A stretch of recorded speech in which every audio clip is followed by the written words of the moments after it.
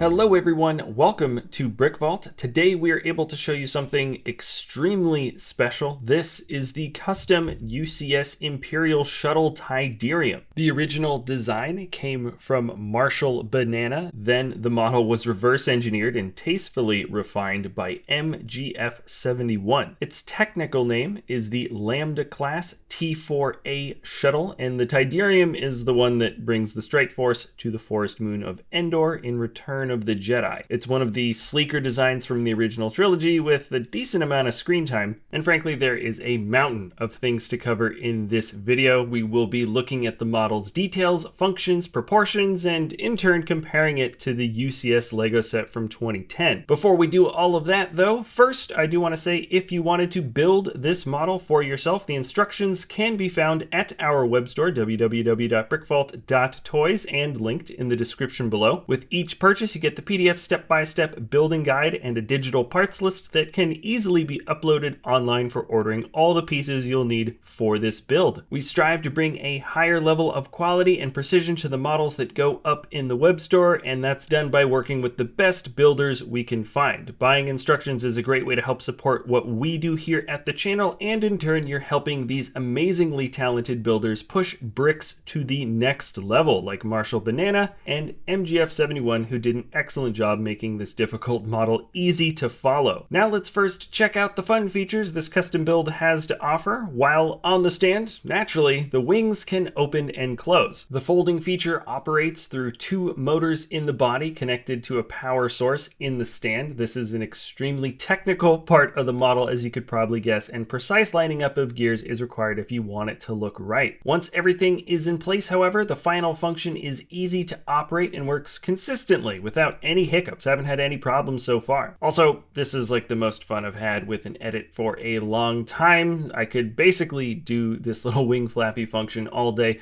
Whether you're docking the shuttle into landing mode or folding the wings out into flight mode, you can tilt the cannons on either side to match the configuration. And then along with the motorized wing articulation, you can also turn on the lights. Altogether, there are 10 Lego LEDs, or 5 of the light unit bricks with 2 LEDs each, and a couple are located on the underside of the ship, halfway between the cockpit and the landing gear, which is a detail I hadn't noticed at first, but it's an accurate bit when you look at the ship in universe. They help to illuminate the ship from underneath when landed, and I think it looks pretty cool for display. Then the majority of the lights naturally are dedicated to the thrusters in the back. With 6 in total, there are 3 for either of the oval-shaped grill openings, and this makes for a decent amount of light to shine through the grill pieces. It adds an extra kick of cool to the model, and depending on how I expose the camera to the ship right now, you can see them shining through a bit brighter or dimmer. All I can say is that with a decent amount of juice in your power supply, you will be able to get a pretty bright shine coming through the back. In order to get to the last 2 lights, we'll first need to go inside the shuttle. The bit at the top opens in 2 parts. They are held together mostly with tension and break away very cleanly to reveal, I think, the biggest opening in the interior. In order to open up the sides, you'll need to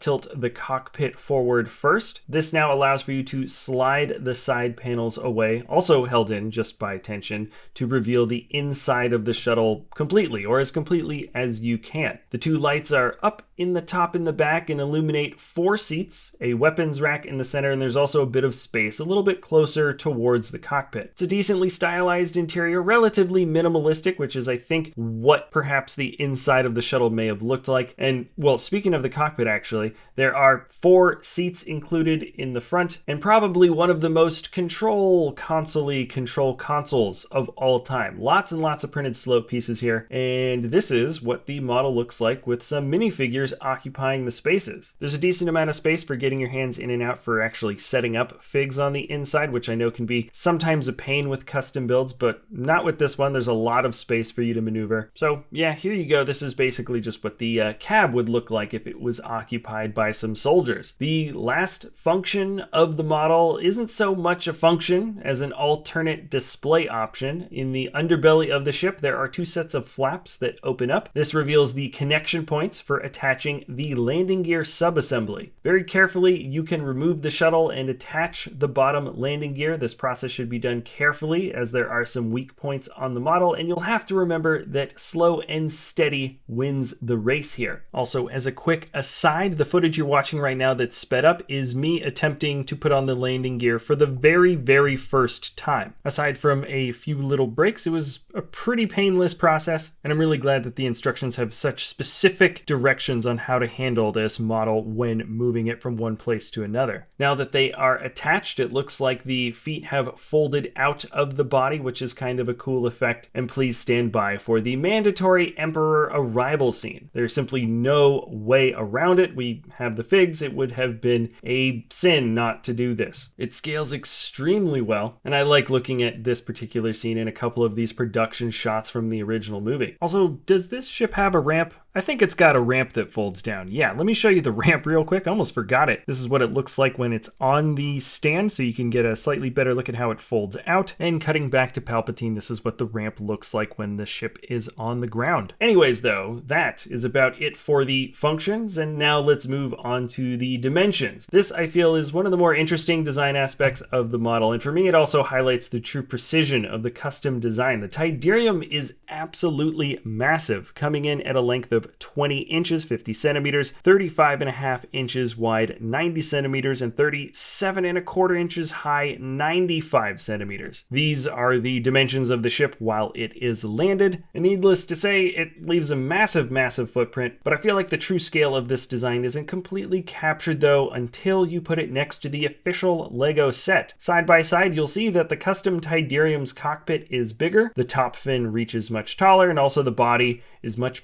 wider. From these shots, you'll get the impression that the custom model is proportionally just bigger across the board, but that's not entirely the case. Front to back, the custom design is only a little longer than the Lego set, just by 4 studs or so. And in terms of correctly sizing for minifig scale, the length for both models are pretty much accurate, nearly identical, and then when accounting for the width of the body and length of the top fin and wings, the official set took a much narrower and shorter route than the original Lambda class shuttle, and it really shows when you see both models side by side. A lot of the proportional differences stem from the head. For accuracy's sake, it needed to be a little longer and considerably wider, and in turn the body then got wider, the cab became higher, so everything still looked right from afar, and on top of that, the wings also had to increase size for the model to still feel right. It's a bit more technical than all that, but there you have it. 2 what I would consider minifigure scale models, the set with narrower and more convenient proportions, and the custom build that sticks a bit closer to the letter. There are, in fact, a lot of fun things to cover when talking about proportions for this model, but there you have it for now with the dimensions. Let's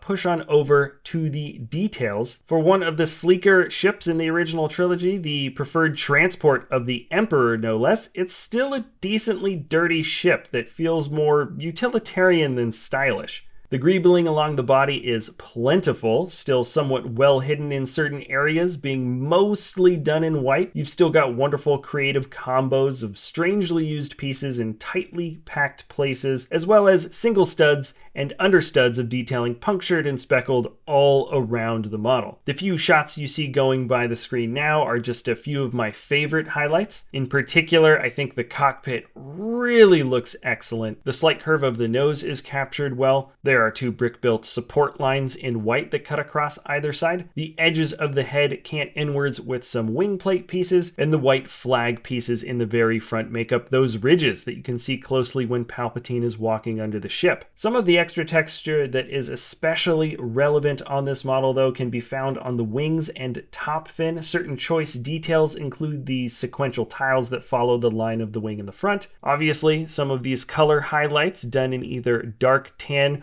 or light tan that feel a little bit like grease marks. And the top fin has quite a lot of sectional details that push outward in certain areas that catch the light excellently as you move this model to different angles around the light table. So there you have it for the custom build of the Ultimate Collector Series Tydirium Shuttle. Feels a little bit strange saying that, but it's kind of funny when you place both models together because it feels almost like the Ultimate Collector Series model, considering the extra detail and size. I can't express properly how good it feels to have one of the classic Star Wars ships built at such an amazing level of quality. It's awesome being able to work with such talented builders, and it's just great exploring the Star Wars universe in the form of fleshing out some of the more iconic models. Naturally, this is not an easy ship to put together, if you could guess, but extremely rewarding to have the final thing built here. Remember, if you did want to build this crazy big model for yourself, you can find the instructions at our web store, www.brickvault.toys.